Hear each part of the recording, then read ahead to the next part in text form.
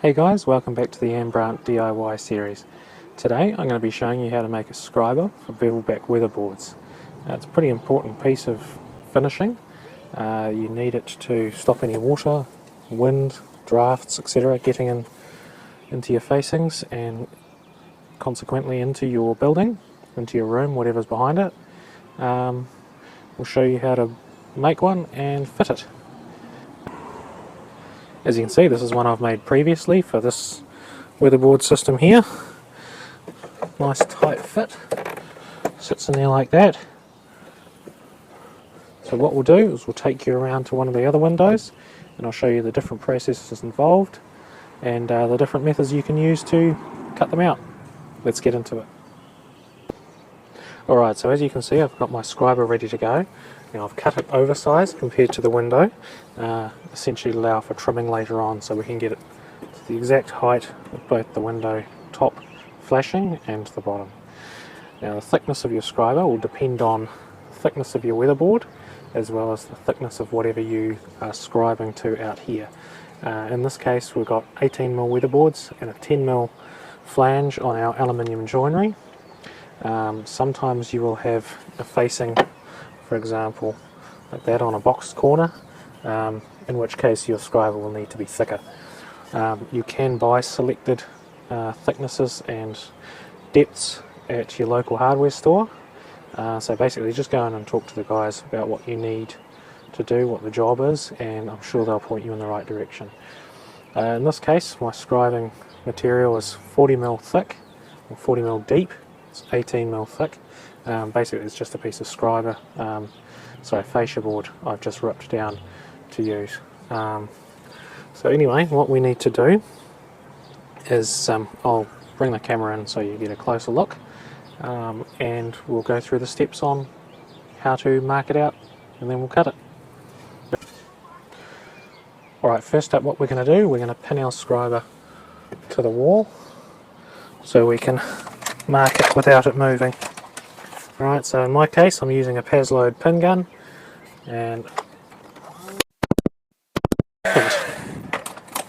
okay, next up you need something to scribe with. Okay, now because this is 40mm, what I can do normally is I make a packer that will do both ways. So if I'm using 10mm material I want to cut out slightly more, so 30mm, right? So what I'll do, as you can see it protrudes a bit more than the weatherboard itself. What this means is when I go to fit it, it will fit just proud of the aluminium joinery, creating a better weather seal. Now if I was to be doing a box corner with 18mm material there, I would lay this flat, so I'd be cutting out less eventually. Alright, so let's show you how to mark this out and we'll get on with cutting it.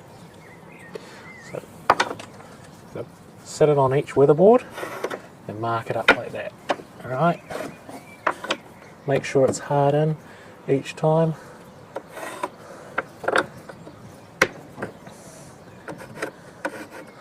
Right.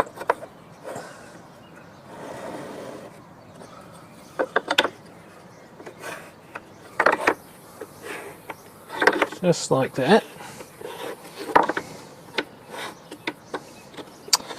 Make sure it's hard in.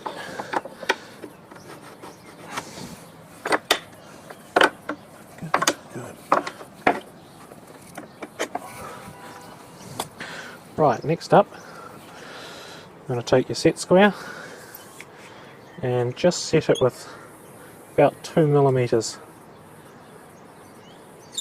Right, set it so it's sticking out, your rule's sticking out about 2mm from your square. Essentially what that allows for is when you cut it, it will allow the difference between there and there on the weatherboard, and the scribe will move up just a little bit, fill the gap nicely. Right, so what we're going to do is we're going to sit that there. Once again, make sure the square is hard into the weatherboard and up, and then mark along the top of the square. And that gives you this cut here on your weatherboard.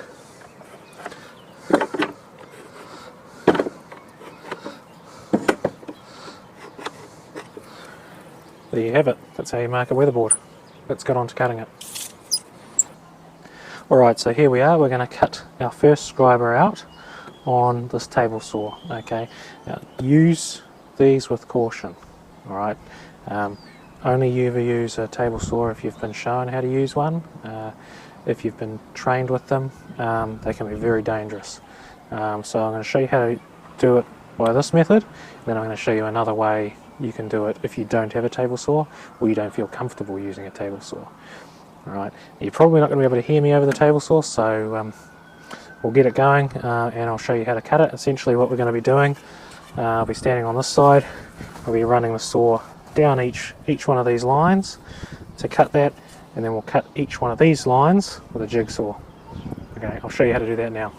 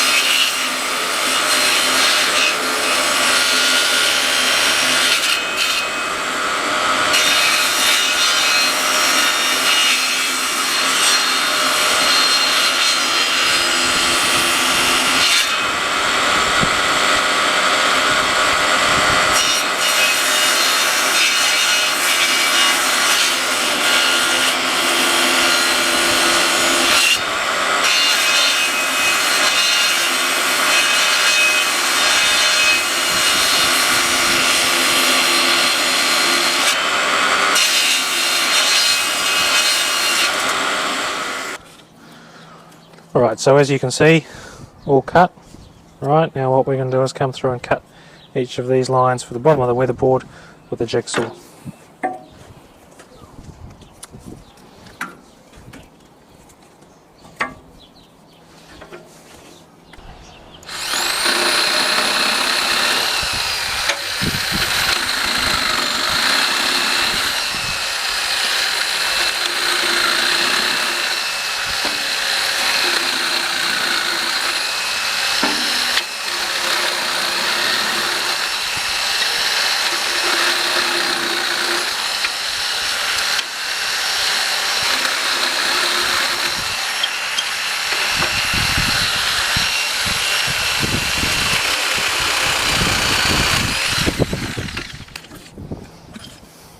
All done. That's how you make your scriber.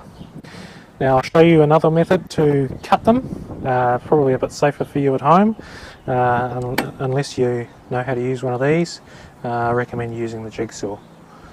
Alright, and then we'll show you how to fit them up. Alright, so I'll show you how to cut the scriber now with the jigsaw rather than using the table saw. For most of you it's probably the more comfortable option. Alright, now essentially all you're doing is using a jigsaw and following each of these lines that we've marked out.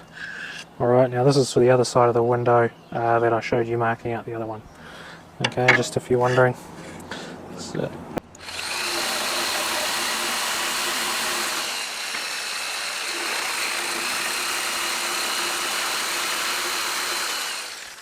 alright, so there's our first cut. Now it's probably easier if you do start at the top of the scriber, okay, because then you don't have such a long cut coming down the next weatherboard. Okay, so each time you do that, you cut that one out, cut it through there, and then move on to the next one, so you don't have to start your cut way back here.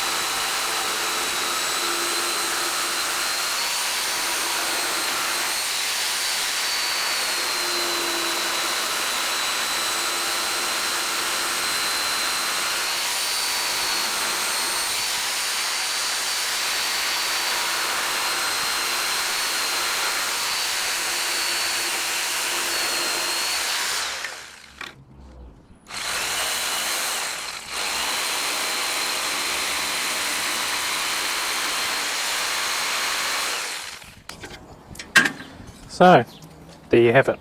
Another scriber cut for the other side of the weatherboard. Now let's show you how to install them. Alright, so as you've just seen, I've cut my scriber. Right, so we fit it in against the house like that. Okay, as you can see, nice tight cuts all the way up. Looks great. Next step is to trim it to length. So what we do is we take a pencil, run it along the back of the flashing, like so. As you can see, it's left a mark there. Then we do the same at the bottom of the window. Just mark it at the bottom of the window. Sometimes what you can do is, instead of marking it at the bottom of the window, mark it to the next weatherboard down. If the weatherboard's 20-30 mil down, what you can do is have the scriber extended to the bottom of that weatherboard if you prefer that look. Alright, so I'll go away and cut these. I'll come back and I'll show you how to fit it. Alright, so I've been away and trimmed the top and bottom. As you can see, fits in there beautifully. Now you can nail these by hand if you like. Basically you want to put a pin into each weatherboard or each second weatherboard, as long as it's fixed nicely, and then you can run any normal gaps or anything down here that you need, and then paint it to finish it. Now some people will prime the back edge of these as well to give it that extra protection. It's totally up to you if you do this. Most councils and urban authorities and that like you to do it. It's purely just extra protection against rot. What we'll do is I'll just show you how to put this one on. I'll take it off at a later date to prime it. I'm going to paint the house this summer. So I'm just using my Pazload pin gun, and we're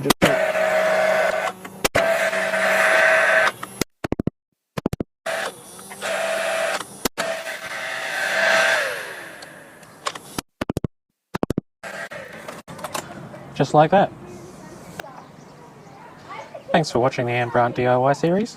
Hope you found the video interesting and helpful. Any questions or comments, please post below. And please like and share. Cheers.